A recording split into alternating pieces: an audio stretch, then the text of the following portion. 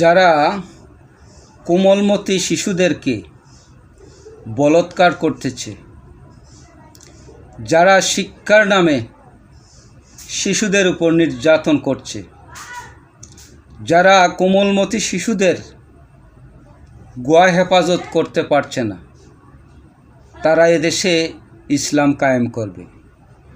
শুনলে অবাক লাগে, সহজ সরল মানুষকে জান্নাতের কথা বলে সাধারণ মানুষকে বেহেশতের টিকিট হাতে দিয়ে তারা ব্যবসা করছে। একটি জায়গায়ও, একটি মাদ্রাসায়ও আপনি খুঁজে পাবেন না একটি এতিম, কিন্তু এতিম নিয়ে হচ্ছে ব্যবসা। এই হচ্ছে বাংলাদেশ। আমরা এই বাংলাদেশ চাই না। যারা কোমলমতি শিশুদের গোয়া হেফাজত করতে পারে না, তারা এদেশের মানুষকে কি উপহার দেবে? তাদের কোনো যোগ্যতা নেই, যোগ্যতার কোনো প্রমাণও নেই। যারা এই ধরনের ব্যবসা করছে তাদেরকে আমি বলছি,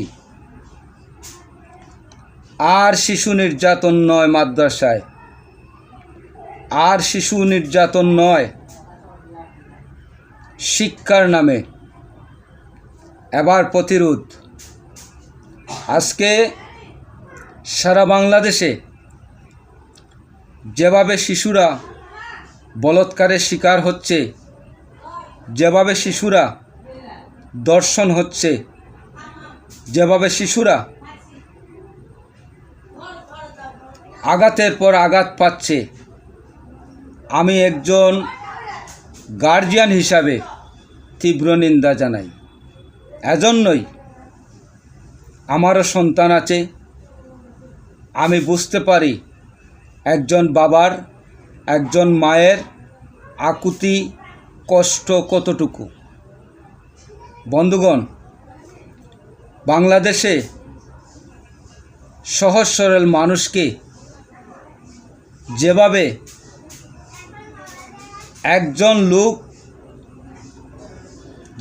একজন লোককে প্রলোভন দেওয়া হয় জান্নাতের,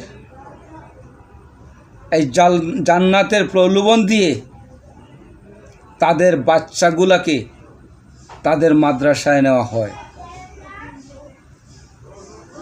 একটি শিশু যদি মাদ্রাসায় পড়ে, আপনার 14 গোষ্ঠী জান্নাতে চলে যাবে। এরকম প্রলোভন দিয়ে শিশুদেরকে মাদ্রাসায় নেওয়া হয় এবং বিভিন্ন জায়গায় এই কোমলমতি শিশুদেরকে নির্যাতন করা হয়।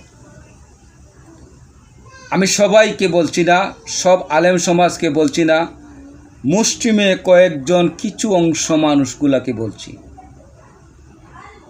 আপনার সন্তান মাদ্রাসায় দেবার পূর্বে অবশ্যই জেনে নেবেন, এখানকার পরিবেশ দেখবেন, তারপর আপনার সন্তানকে মাদ্রাসায় দিবেন। আমি মাদ্রাসা শিক্ষা বন্ধ করার পক্ষে নয়।